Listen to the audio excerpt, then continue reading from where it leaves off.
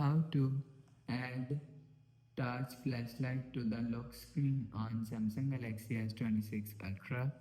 Let's start the video. First of all, go to App Library. Here click on Settings app.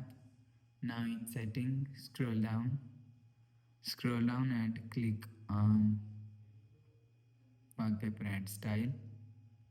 After click on Wallpaper and Style, click on Lock Screen.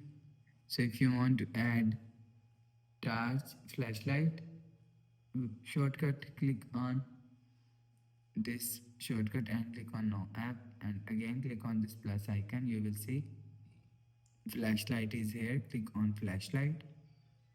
After click on flashlight, click on done. You will see flashlight shortcut is add on lock screen.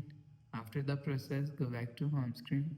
So that's how you can add touch flashlight to the lock screen on Samsung Galaxy S26 Ultra.